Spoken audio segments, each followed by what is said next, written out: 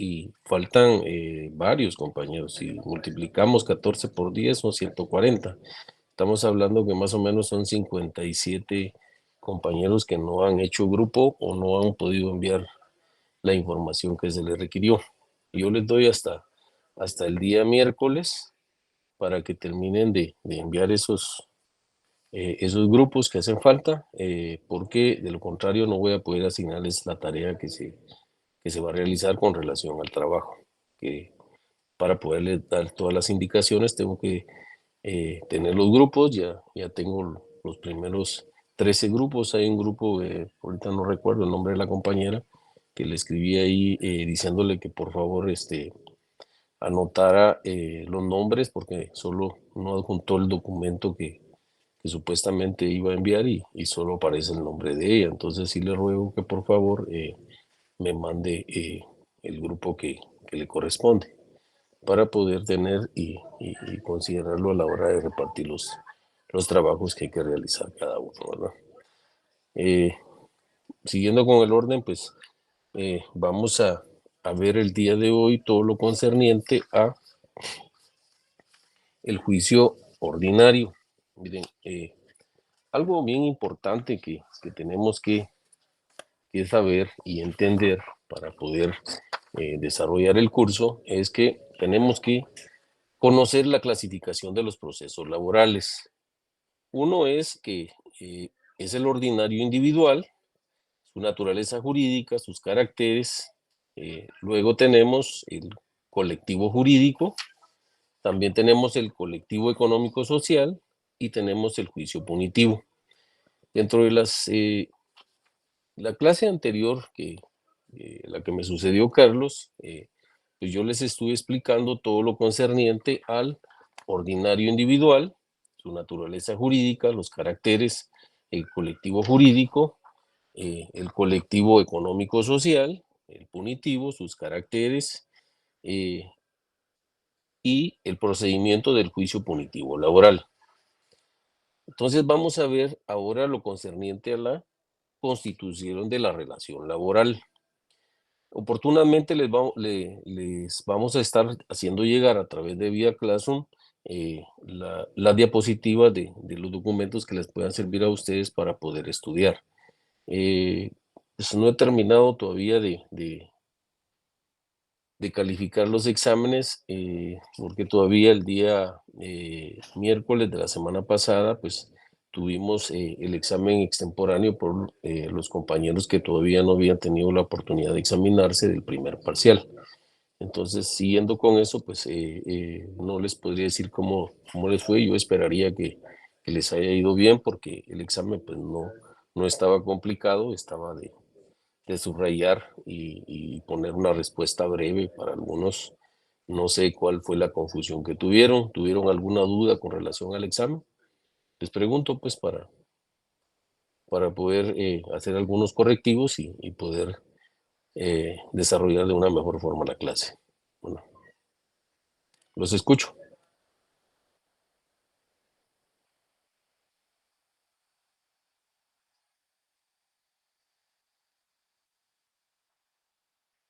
Bueno, entiendo yo que no hay dudas con relación al primer examen parcial.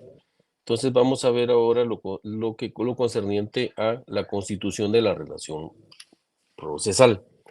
La acción la ejercita libre y voluntariamente el actor, al paso que la contradicción surge por el ejercicio de la acción de ponerse en movimiento la jurisdicción, sin que requiera acto ni consentimiento o voluntad del demandado.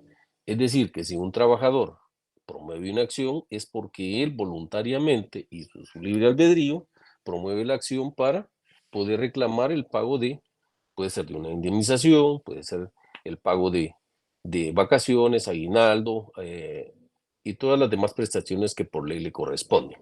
Pero eso es un impulso que debe ser de manera voluntaria el trabajador. Y como consecuencia, desde el momento en que la demanda es admitida al proceso por el poder de jurisdicción que el juez ejercita al admitir la demanda, al iniciar el proceso y ordenar su emplazamiento, y es aquí cuando se constituye la relación procesal.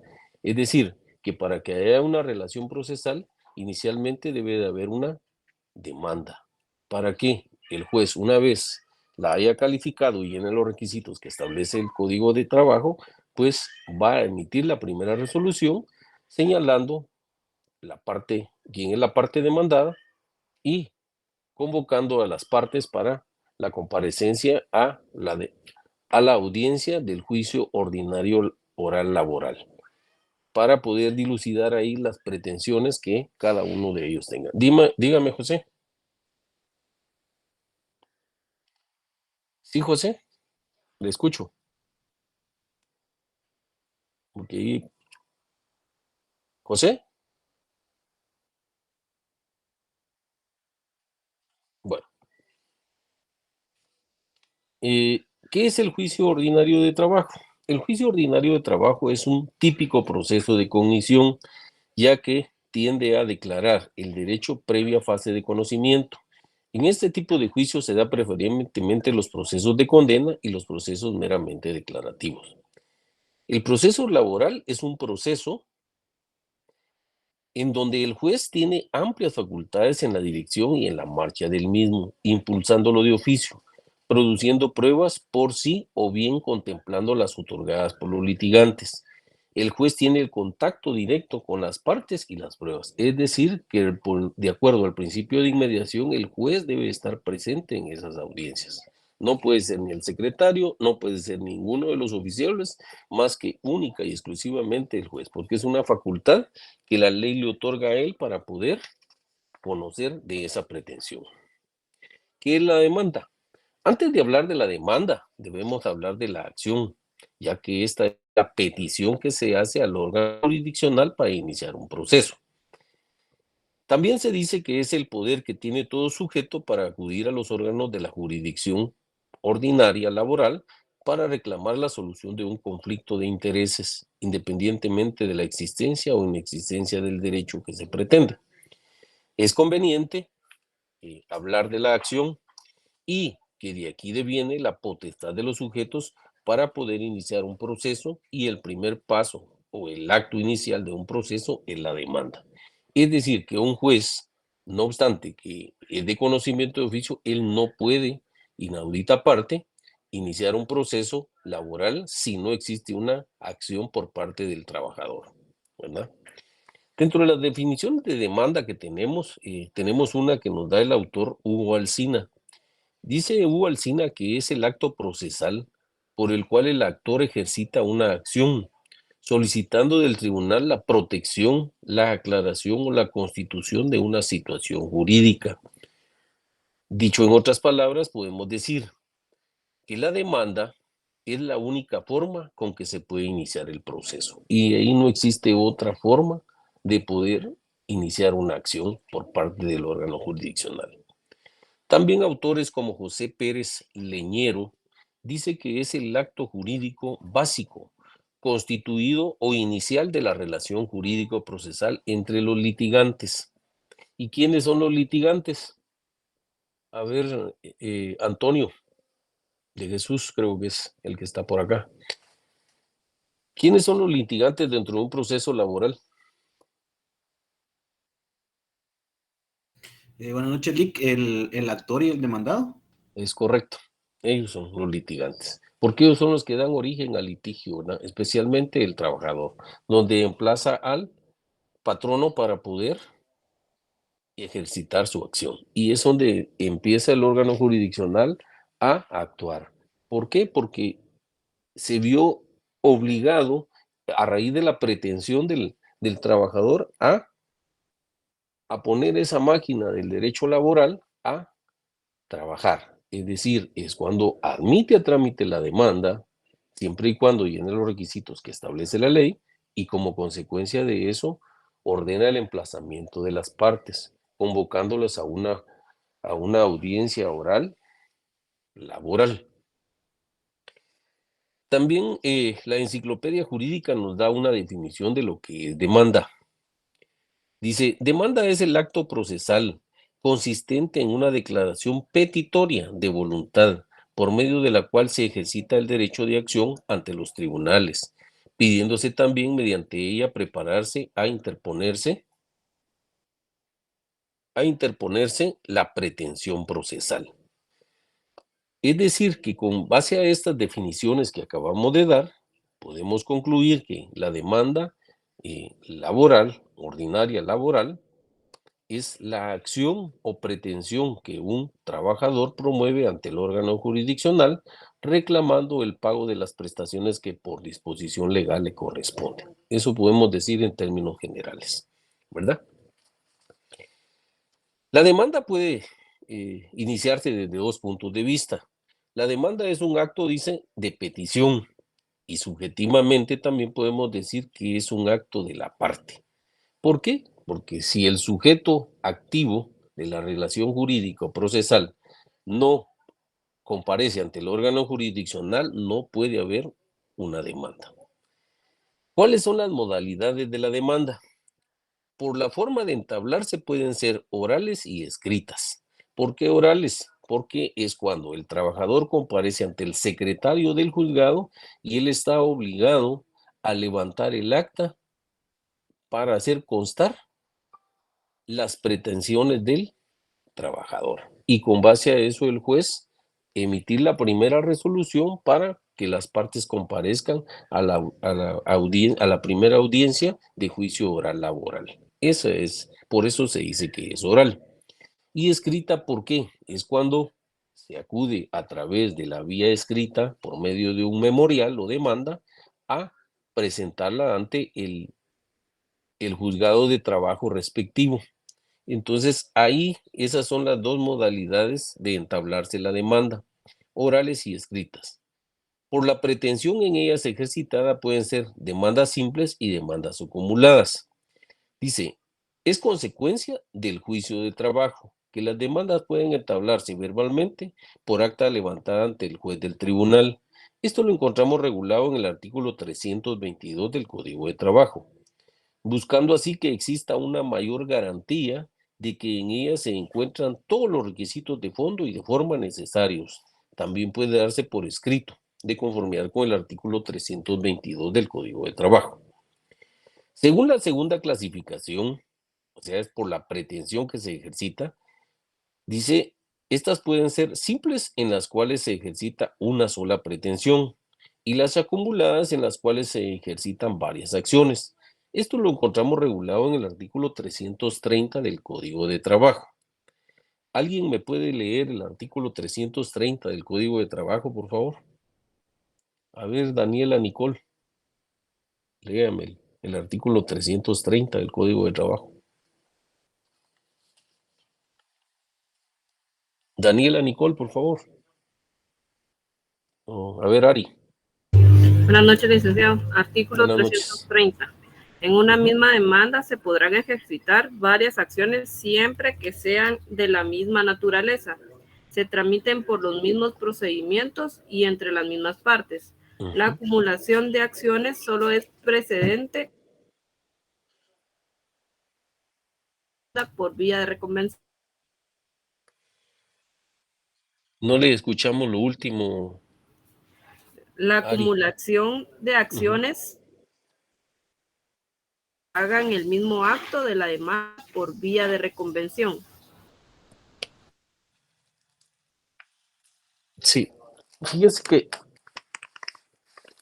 algo que debemos de tener presente es que debemos de leer en forma íntegra el artículo que aparece en el texto del Código de Trabajo, ¿verdad? Para poder mejor entender lo que se refiere a las pretensiones simples y pretensiones complejas. Y en el capítulo tercero tenemos lo concerniente a las acumulaciones. Dice, pluralidad de pretensiones es cuando son varias las pretensiones que se van ejercitando. Gracias, Ari. Yo voy a leer esto para poder explicarlo. Dice, en una misma demanda se podrán ejercitar varias acciones, siempre que sean de la misma naturaleza, se tramiten por los mismos procedimientos y entre las mismas partes. Es decir, que sean, por ejemplo, varios trabajadores que estén emplazando al mismo patrono. Como consecuencia de eso, pues vamos a tener una pluralidad de pretensiones. ¿Por qué? Varios trabajadores de una empresa puede ser que estén demandando al patrono. Entonces, pero cada uno en forma individual es lo que hace la pluralidad de las pretensiones que se reclaman. Y cuando hablamos de una pretensión simple es cuando un solo trabajador demanda al patrono, ya sea por una causa justa o injusta de despido. Entonces, como consecuencia, estamos hablando de una pretensión simple. En cambio, en la pluralidad de pretensiones, son varios los que comparecen a promover la acción para que sea el órgano jurisdiccional que resuelva esa acción, ¿verdad?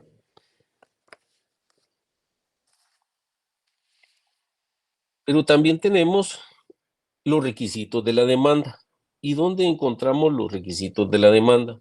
Los encontramos regulados del artículo 332 al 334 del Código de Trabajo y el 63 del Código Procesal Civil y Mercantil.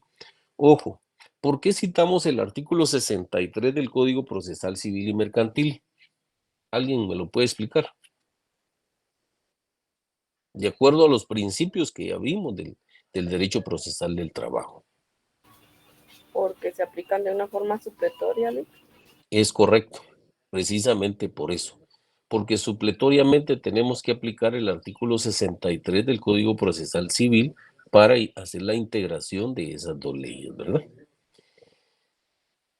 Pero también tenemos lo concerniente a la modificación de la demanda. Dice que la demanda puede modificarse por reducción o ampliación de las pretensiones hasta en el momento de celebrarse la primera comparecencia en el artículo 338 del Código de Trabajo. ¿Qué es lo que sucede? Puede ser que en el ínterin de que el trabajador haya presentado la demanda y el juez la haya admitido, pero no ha sido notificada la demanda, o bien en su caso no se ha llevado a cabo la primera audiencia que señaló el juez, la parte actora puede ampliar o modificar su demanda. ¿Y en qué sentido puede modificar su demanda? En el sentido de que dentro de las pretensiones puede ser que él haya obviado reclamar, por decirle algo, dentro de las pretensiones, de la diversidad de pretensiones que puedan haber, que él haya olvidado reclamar su aguinaldo. Entonces él puede venir y decirle al juez, mire, vengo a ampliar, a modificar mi demanda en el sentido que en el apartado de hechos del escrito inicial, yo omití reclamar, además de las ya indicadas, lo concerniente a el aguinaldo que me corresponde por el tiempo laborado dentro de la empresa. ¿Ah? A eso se refiere la modificación de la demanda. Y esto lo encontramos regulado en el artículo 338 del Código de Trabajo. Mireya y Jocelyn, léame el artículo 338, por favor.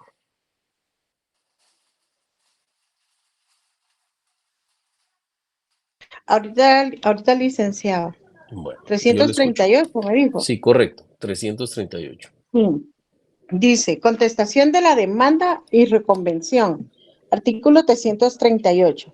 Si el demandado no se conforma con las pretensiones del actor, debe expresar con claridad en la primera audiencia los hechos en que funda su oposición, pudiendo en ese mismo acto reconvenir al actor. La contestación de la demanda y la reconvención, en su caso, podrán presentarse por escrito hasta el momento de la primera audiencia.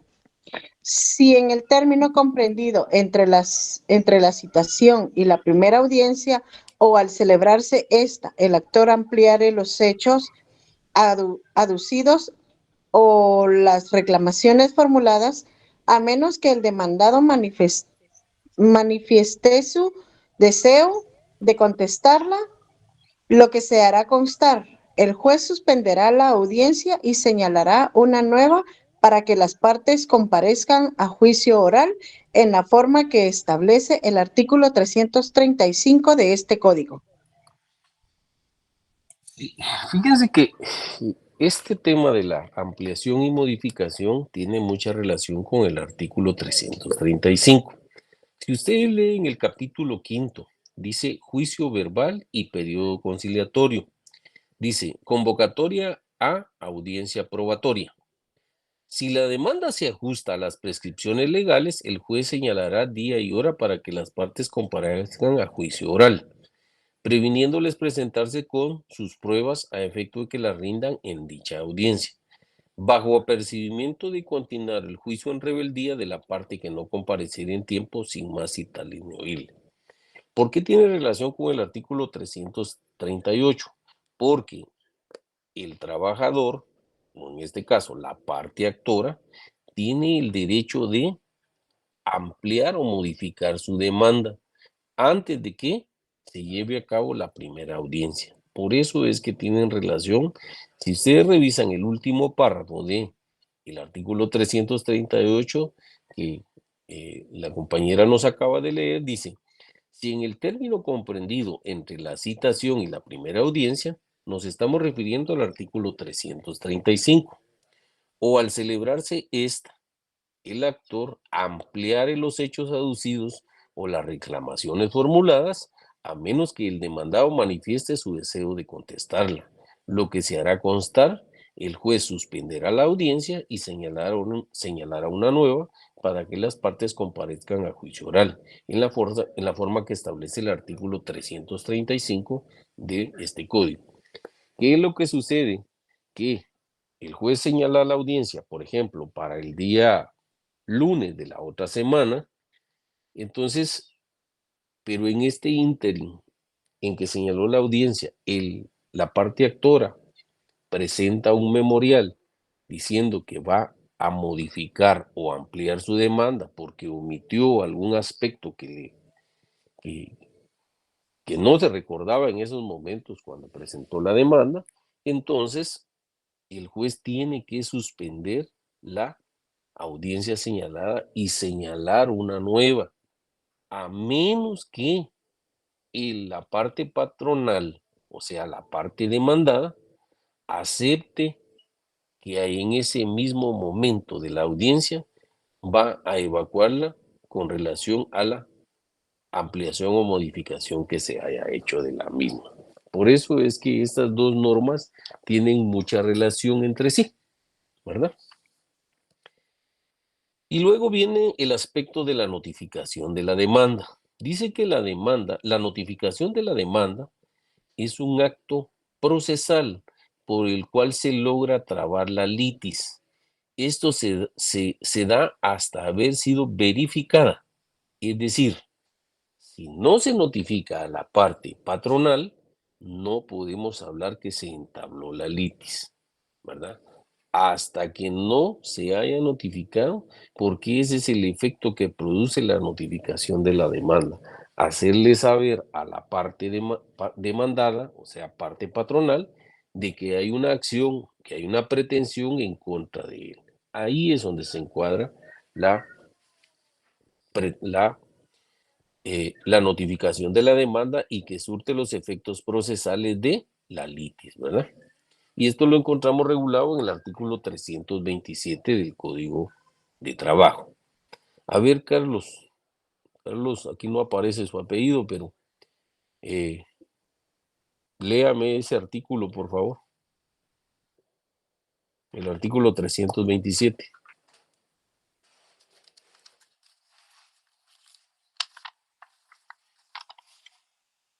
Creo que no está conectado, Carlos. Vamos a ver si Kimberly Lucrecia sí está conectada y nos puede leer ese artículo 327.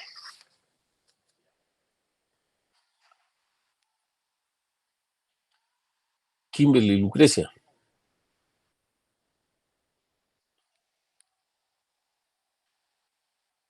¿Qué está pasando con ustedes que no? Si gusta, se lo leo, licenciado. Por favor. Dice notificaciones, artículo 327. Toda resolución debe hacerse saber a las partes o a sus representantes facultados para el efecto, en la forma legal y sin ello no quedan obligados ni se les puede afectar en sus derechos. También se notificará a las otras personas a quienes la resolución se refiera. Las notificaciones se harán según el caso. A, personalmente. B, por los medios electrónicos. Y C, por los estrados del tribunal. En la notificación no se admitirán razonamientos ni interposición de recursos, a menos que en otra ley o en la resolución se disponga otra cosa. Al hacer cualquiera de las notificaciones a las que se refiere este artículo, se entregará la copia de la solicitud con la transcripción de la resolución en ella dictada, o solo la resolución cuando no haya recaído en una solicitud, identificando en todo caso el expediente respectivo.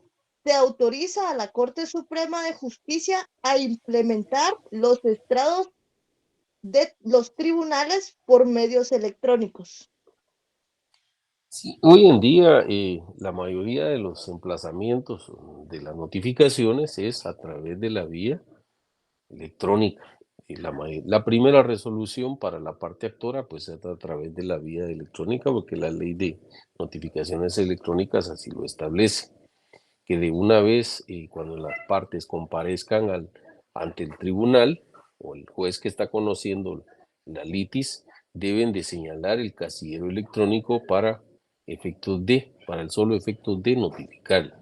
Ahora bien, cuando es la primera resolución, el juez, cuando admite a trámite la demanda y emplaza al demandado, lo apercibe de que debe señalar el casillero electrónico a efecto de comparecer y que ahí se le hagan las futuras notificaciones, apercibiéndolo de que si no lo hace de esa forma, pues se le harán las futuras notificaciones por los estrados del tribunal, sin más citarle ni oírle.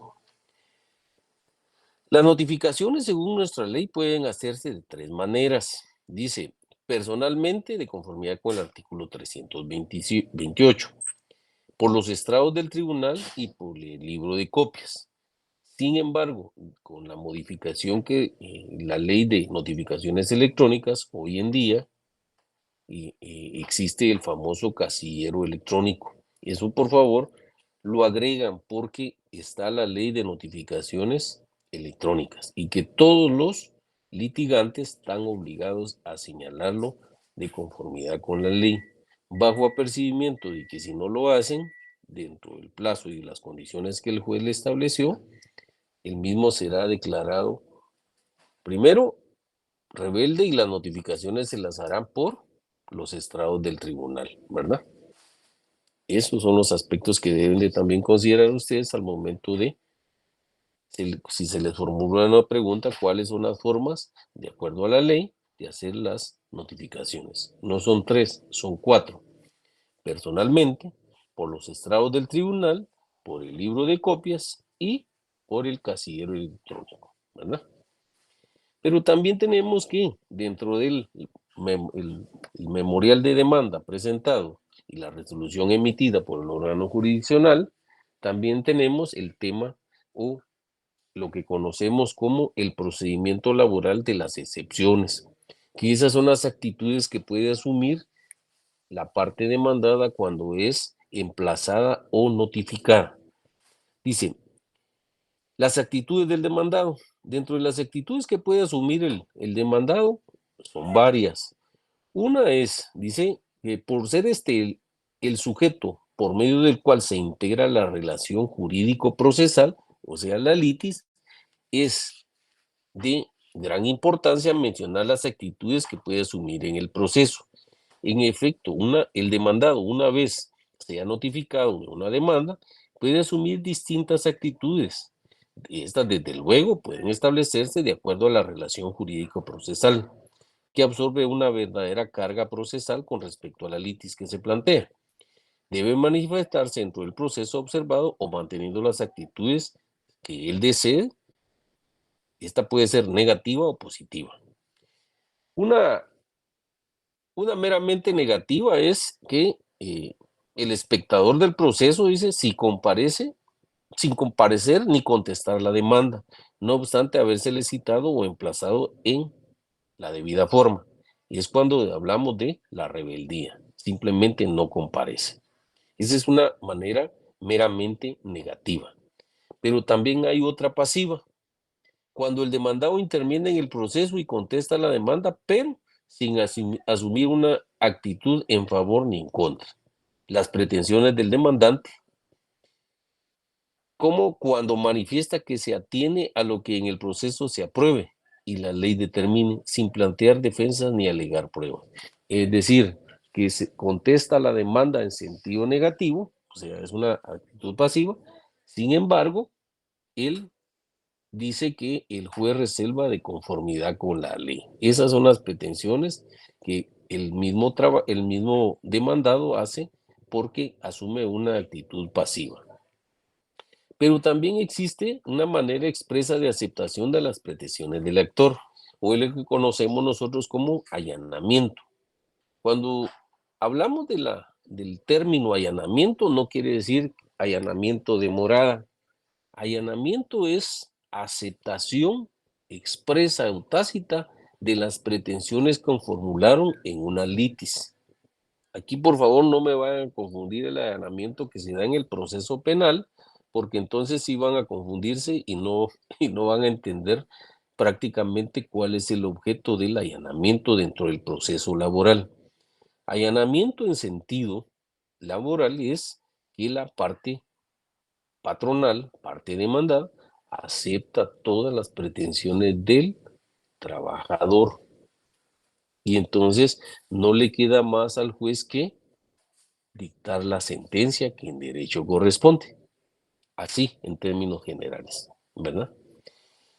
Pero también tenemos una oposición y defensa relativa, como cuando el demandado interviene y contesta la demanda para negar el derecho material del actor y los hechos en donde pretende deducirlo o exigirle prueba, o para negar su legitimación en causa o su interés sustancial, o cuando posteriormente asume esta conducta si abstuvo de contestarla y solicita pruebas con ese fin, pero sin oponerle otros hechos que conduzcan a paralizar o destruir la pretensión, en cuyo caso hay defensa y oposición, pero no propone excepciones. Es decir, que la actitud del patrono o demandado viene y dice, me opongo a la demanda promovida en mi contra y a la vez contesto la demanda en sentido negativo porque los actos o los hechos que el trabajador argumenta no son ciertos. Puede ser que el trabajador diga que inició la relación laboral en el mes de enero del 2022 y resulta que de acuerdo a los libros que tenga el registro de los contratos que tenga la empresa o la parte demandada, pues sea que no fue en esa fecha en que argumenta el trabajador, sino que sea una fecha distinta. Entonces ahí es una oposición en sentido negativo y la defensa que hace es oponerse a la pretensión del trabajador. Como consecuencia, él dice, mire, esa no es la fecha que él menciona. Como consecuencia, las demás prestaciones no encuadran dentro de la pretensión del trabajador. Entonces, eso es oponerse y hacer una defensa, ¿no? Pero también una más activa, de oposición positiva, que se presenta cuando el demandado no se limita a esas negociaciones, sino que lleva el debate a un terreno distinto, mediante la alegación y prueba de hechos que conducen a desvirtuar la pretensión del demandante, sea temporalmente para ese proceso, dice, sin que impidan plantearla en otro posteriormente, por no conducir a sentencia con valor de cosa juzgada, o bien de manera definitiva, dice, total o parcialmente, en forma que la sentencia produzca efectos de cosa juzgada. Es lo que conocemos con las excepciones definitivas en forma análoga, pero no igual, porque no se trata de verdaderas excepciones, cuando el imputado o sindicado alega hechos exculpativos, como la defensa propia de un tercero. Cuando habla de el imputado o sindicado, no vayan a pensar que estamos hablando de la figura tipo penal. Así le denomina dentro del derecho laboral también se le denomina imputado o sindicado, ¿verdad? Y estos términos normalmente los ha utilizado la parte patronal y por eso es que se les explica y se les diga para que no haya confusión a la hora de utilizar estos términos doctrinarios, ¿verdad? También existe otra actitud por parte del patrón. Dice, una similar a la anterior, de positiva defensa, pero enderezca a atacar el procedimiento por vicios de forma para suspenderlo o mejorarlo, como cuando alega la falta de algún presupuesto procesal. Por ejemplo, que no tenga competencia el juez, que no tenga capacidad la parte actora, etcétera. Y está proponiendo excepciones previas, ¿verdad? Dentro del proceso laboral. Pero también tenemos el contrademandado o lo que conocemos como reconvención para formular pretensiones propias contra el demandante, relacionadas con las de este o con las excepciones que le oponen en los procesos civiles y laborales. ¿Qué es lo que sucede normalmente cuando reconviene el patrono? Él tiene que cumplir los mismos requisitos que se le exigen para la demanda, o sea, del artículo 322. Él tiene que cumplir con esos mismos requisitos. No puede obviar ninguno de esos. Si no cumple con esos requisitos, automáticamente el juez va a rechazar la reconvención. ¿Por qué? Porque no llena los requisitos del artículo 322 que ya les mencioné anteriormente. ¿Por qué? Porque esos son los requisitos que la ley establece para poder emplazar y reconvenir, ¿verdad? Porque los términos que normalmente se utilizan es reconveniente y reconvenido, ¿verdad? Para referirnos al el que contrademandó. En este caso, el demandado pasa a jugar el papel de reconveniente y el otro es reconvenido. En este caso, la parte actora, ¿verdad? Porque luego de ser la parte actora pasa a ser demandado y lo que conocemos dentro de la legislación como reconvención, que también este término lo encontramos regulado en el Código Procesal Civil y Mercantil, ¿verdad?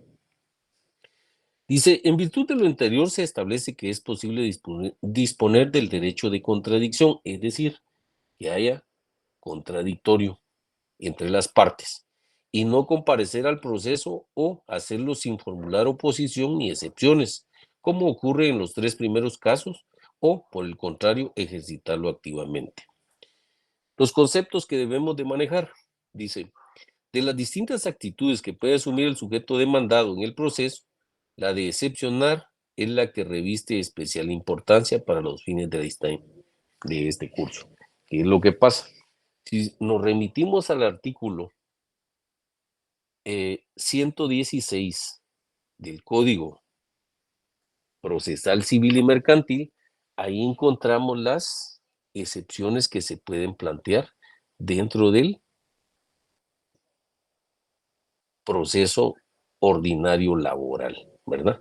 Entonces, tienen mucha similitud para poder, por eso es que hay una integración de esas dos normativas para poder entenderlo, porque pueden plantear excepciones de demanda defectuosa, falta de capacidad, falta de personería, falta de personalidad,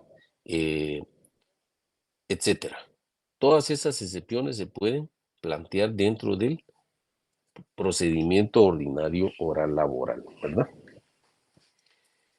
La doctrina procesalista no se muestra unánime. Según Chovenda, dice la excepción en sentido propio o contra derecho frente a la acción. Y precisamente por esto es un derecho de impugnación, es decir, es un derecho potestativo dirigida a la anulación de la acción. Es decir, lo que pretende el demandado es, con las excepciones, es suspender el trámite del proceso y que se presente de nuevo, o bien que haya precluido su derecho para poder accionar. Normalmente dentro de la jurisdicción ordinaria o en la relación laboral, Normalmente son 30 días para poder demandar a la parte patronal. Sin embargo, cuando nos dirigimos de acuerdo a la ley de servicio civil, los trabajadores del Estado te tienen hasta 3 meses para poder emplazarlo, ¿verdad? Eso es parte de lo que hay que entenderlo para que sepamos cuáles son los plazos que se tienen que respetar, ¿verdad? ¿Cómo se clasifican las excepciones? En relación a este tema, pues resulta indicar que doctrinariamente existen varias clasificaciones con relación a las excepciones. Algunos las denominan excepciones dilatorias o procesales. ¿Qué son las excepciones dilatorias o procesales? Son las defensas, dice, que postergan la contestación de la demanda para depurar el proceso y evitar nulidades ulteriores por vicios en la constitución de la relación procesal. O sea, lo que buscan estas excepciones dilatorias o procesales, como su nombre lo indica, dilatorias, buscan dilatar el proceso antes de entrar a la fase de la contestación de la demanda.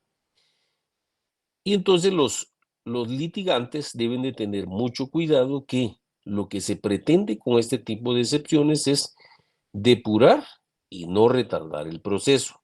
No obstaculizar, dice, es el objeto de esta defensa, que muy a menudo se desnaturaliza por la malicia de los litigantes y de sus asesores. Pero también dice, son excepciones sobre el proceso y no sobre el derecho, y tienden a evitar, como ya se dijo, procesos nulos o inútiles. Algunas de las otras excepciones que se puedan plantear también está la de pago, prescripción y cosa juzgada.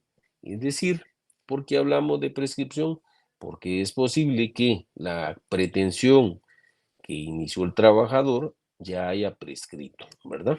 Por eso les mencionaba los plazos de los 30 días y 3 meses que establece la ley de servicio civil para poder emplazar, ¿verdad? Entonces, esas son las formas de las excepciones dilatorias o procesales. Se recordarán que en su momento les explicaba yo cuál es el trámite de las excepciones. La misma ley del organismo judicial establece cuál es el trámite de las excepciones. Planteadas las excepciones, el juez le dará audiencia a la otra parte por un plazo ¿de cuánto? ¿De cuánto tiempo le da? A ver, Claudia Lorena.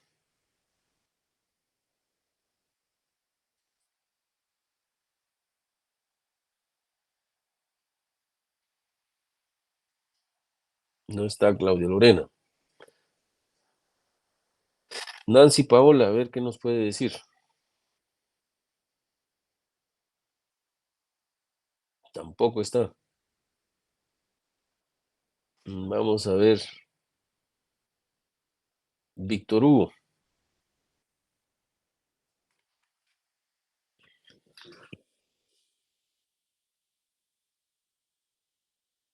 Lo que veo no están conectados el día de hoy. Muchos solo dejaron ahí y se abandonaron la clase. A ver, Nancy, díganos usted cuál es el plazo que establece la ley de las excepciones dilatorias que le concede el juez a la contraparte.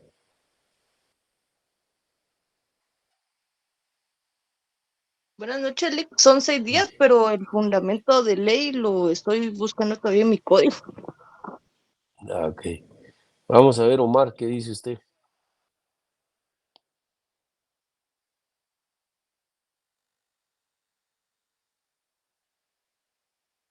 Tampoco está conectado, Omar. Licenciado, Sí, dígame. según lo que yo tengo anotado en mi ley del organismo judicial es que no hay plazo para los incidentes. Claro que sí. ¿En qué artículo se fundamentó usted? Es que hice una anotación en el artículo 135. No hay plazo para los incidentes, dice usted. ¿Cómo que no va a haber plazo?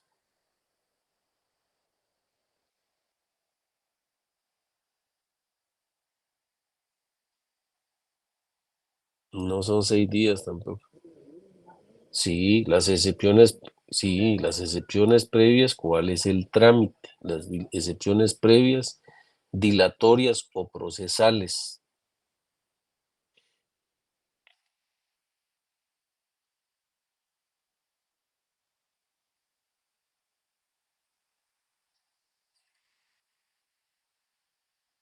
Licenciado, no sé si estoy equivocada, pero eso no está en el artículo 342. ¿Qué es? Léamelo, por favor. Vamos a ver si es cierto, pues. Es que según el artículo 342 dice, capítulo sexto, excepciones. Previamente a contestarse la demanda o la reconvención y en la audiencia señalada para tal efecto, se opondrán y probarán las excepciones dilatorias, salvo las nacidas con posterioridad, que se podrán interponer hasta antes de que se dicte sentencia en segunda instancia. En este último supuesto, la prueba de ella se recibirá en la audiencia más inmediata que se señale para recepción de pruebas del juicio o en auto para mejor proveer si ya se hubiera agotado la recepción de estas pruebas. Dice, las excepciones perentorias se opondrán con la contestación de la demanda o de la reconvención, pero las nacidas con posterioridad y las de pago, prescripción, cosa juzgada y transacción se podrán interponer en cualquier tiempo mientras no se haya dictado sentencia de segunda instancia, debiéndose igualmente recibir la prueba de las mismas en la audiencia más inmediata que se señale para recepción de pruebas del juicio o en auto para mejor proveer si ya se hubiera agotado la recepción de estas pruebas. Usted me está leyendo el Código Procesal Civil y Mercantil, ¿no? ¿Es correcto o no? No, yo le estoy leyendo el Código de Trabajo. ¿Qué artículo? 342. 300, ay, pero ya lo perdí. Lo perdí. Sí, eso es Sí, 342. Va. Mira, pues, 342. eso Sí, era ese que artículo. eso que me acaba de leer usted es para las excepciones perentorias. Yo estoy hablando de las excepciones dilatorias, no de las perentorias. ¿Sí? Ok, sí, por eso preguntaba, Liz, gracias.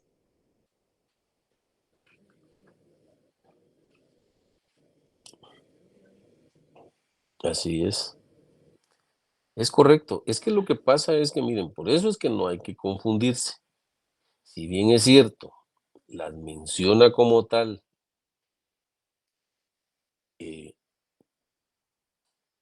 como lo acaba de leer la compañera, también están reguladas en el Código Procesal Civil las excepciones previas, pero, ojo, aquí en el derecho laboral se establecen como excepciones dilatorias, previas o dilatorias.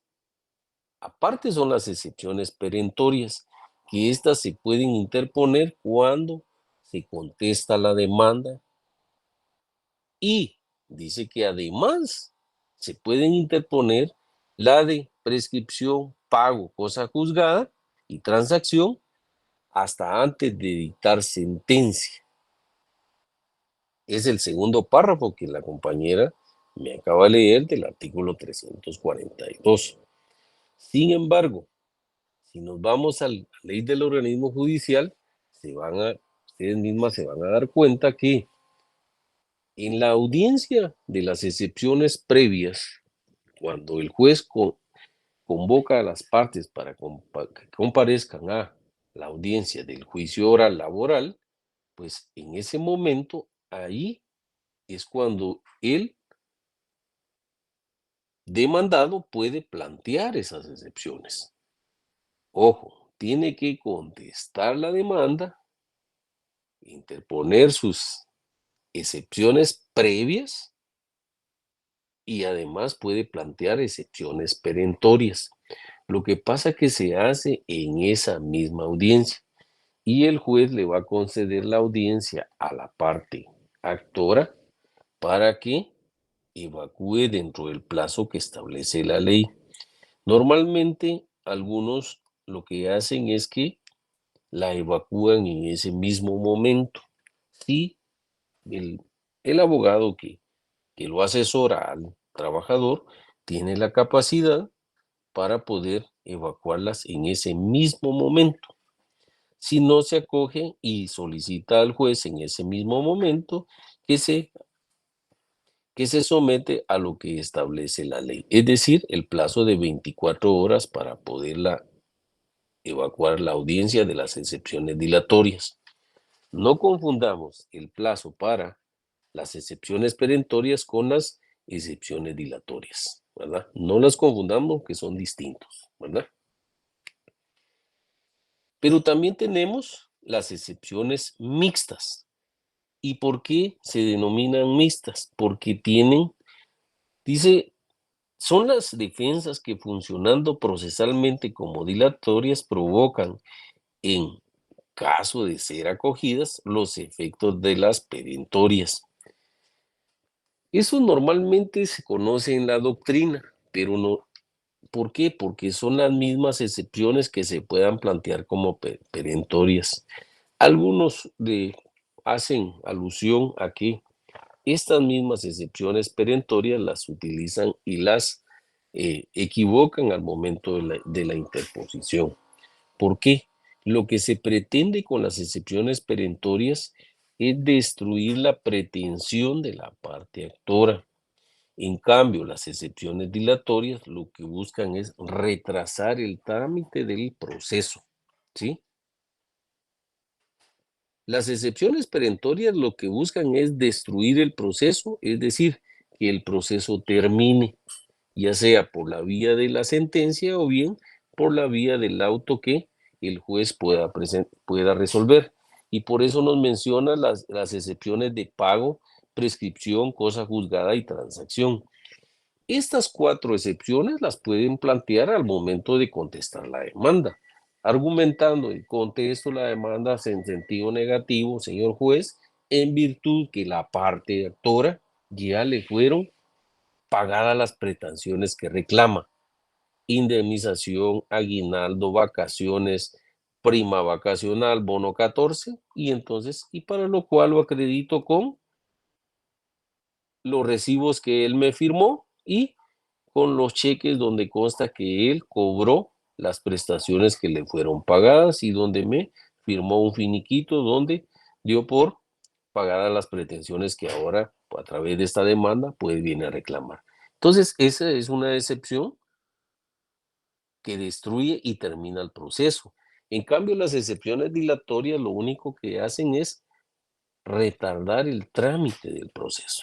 Y estas excepciones dilatorias son las que normalmente utiliza la parte patronal o parte demandada para retardar el pago de las reclamaciones que está haciendo el trabajador. Una compañera mencionaba el otro día que sí se llevó bastante tiempo un proceso que demandó al Ministerio de Salud Pública.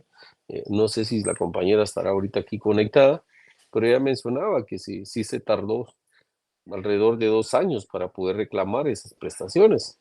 Entonces, ¿por qué? Porque son tácticas que utilizan las partes patronales a través de sus abogados para retardar el pago de esas prestaciones, ¿verdad? Sí. Buenas noches, licenciado. Joaquín, Solo una sí, buenas consulta, noches. Ajá. no me quedó claro. ¿El plazo de las excepciones dilatorias es antes de la primera declaración, no? No, esas se tienen que presentar en la primera audiencia que el juez señaló para la comparecencia de las partes al juicio oral laboral, ¿sí? A eso se refiere, ¿no? Las excepciones previas, por eso son previas, porque son antes de. Es decir, que si el juez señaló la audiencia para el día lunes, pues solo a manera de guisa les pongo ese ejemplo. Y si la señaló para las 9 de la mañana, la audiencia o junta conciliatoria para llevar a cabo la audiencia de juicio oral laboral, pues el juez lo único que va a hacer es que cuando la parte demandada las presente, las va a revisar y se llenan los requisitos de todo escrito inicial, pues las va a admitir a trámite y le va a correr audiencia o va a dar audiencia a la contraparte para que él evacúe la audiencia de acuerdo a lo que él considere pertinente a su derecho. Por eso les mencionaba que no vayamos a confundir estas excepciones que son las perentorias, porque también se pueden plantear como excepciones dilatorias, ¿sí? Por ejemplo, la de pago, prescripción, transacción y cosa juzgada. Es posible que el mismo patrono venga y diga, mire, vengo a plantear una excepción previa de prescripción. ¿Por qué? Porque ya prescribió el plazo para poder reclamar la pretensión de la parte actora, ¿verdad? Es decir, que la demanda no la haya promovido dentro del plazo de los 30 días que tiene para demandar, ¿verdad? Esto es cuando demandamos a la iniciativa privada, ¿verdad? Cuando se refiere al Estado, pues si es a través de la ley de la contratación es a través de la ley de servicio civil, pues el plazo sí cambia, ¿verdad? Entonces eso lo tenemos que tener presente. No confundamos las excepciones dilatorias con las perentorias, que normalmente, por eso es que en la doctrina se le considera y se le denomina como excepciones mixtas, porque las defensas que interponen tienen procesalmente los mismos efectos que las dilatorias, no obstante que están denominadas como excepciones perentorias, ¿verdad? Las excepciones, dice en el juicio ordinario de trabajo, dice, las excepciones dilatorias.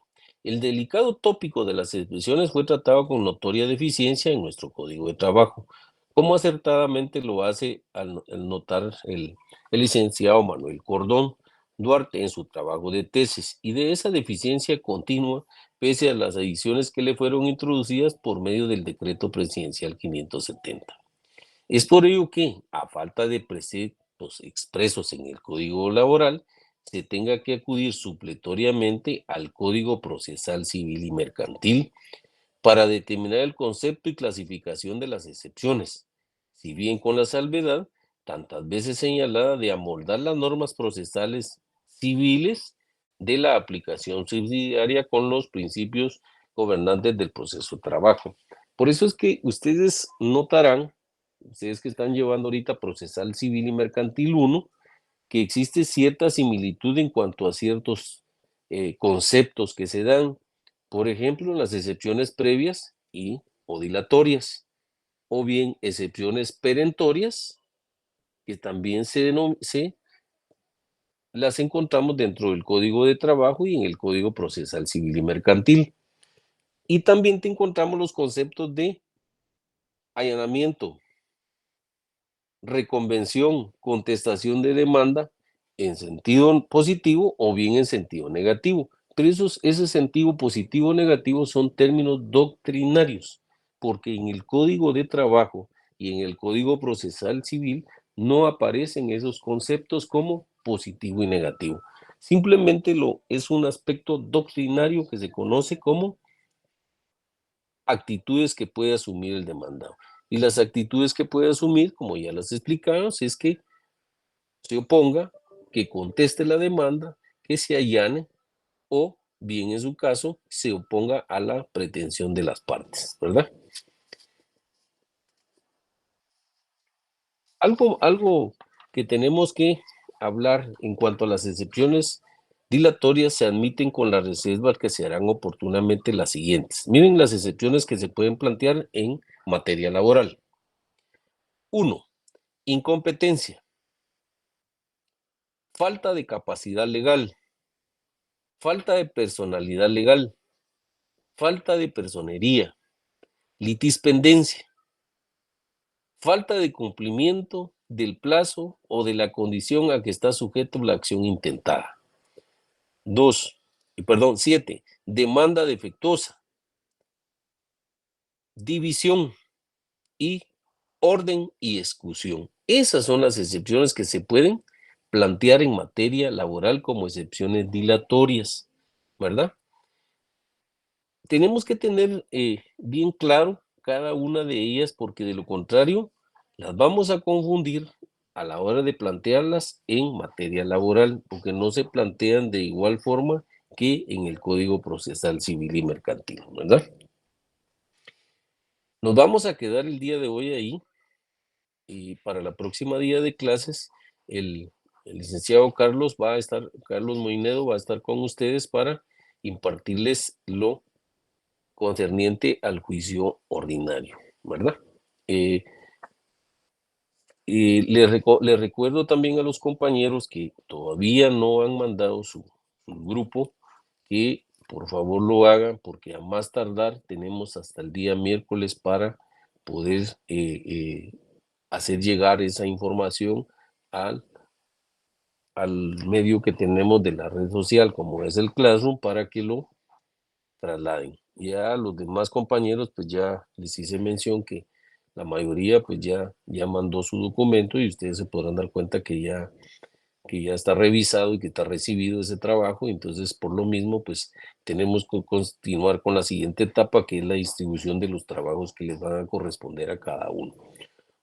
Porque tienen que ir a los tribunales, tienen que, para poder tener derecho a los 15 puntos, tienen que cumplir todos los requisitos que les vamos a poner a través de vía Classroom para que se hagan acreedores ustedes a los 15 puntos, ¿verdad?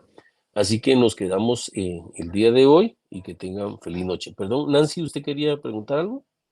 Sí, Lick, muy buena noche. Fíjese que no sé si solamente es mi grupo o hay varios, que solo tenemos 9 personas. No sé si habría algún inconveniente con que trabajáramos así.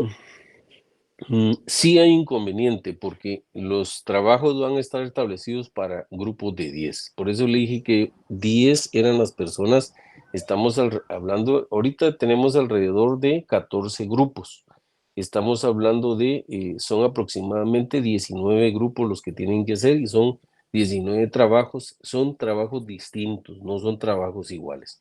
No voy a aceptar que hagan trabajo una persona y los demás no hagan. Todos tienen que trabajar porque eso es lo que les va a venir a la hora del examen, el segundo parcial, ¿verdad? Así Muchas que gracias, Lick. ustedes mismos van a ser los revisores y yo sé que todos trabajamos, todos tenemos compromisos, pero si ustedes se sometieron a estudiar derecho, tienen que cumplir con los requerimientos que se les están haciendo por parte del docente y de acuerdo al pensum que tenemos asignado para el séptimo semestre en Derecho Procesal del Trabajo 1. Que tengan buenas noches y feliz descanso. Sí, buenas noches, Lick. Gracias, le Gracias. agradezco. Buenas noches. Gracias, Lick. Buenas noches.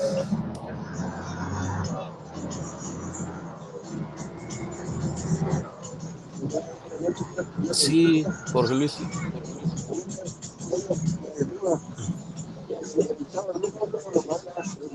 Sí, el coordinador. El coordinador es el que lo tiene que mandar. Ok.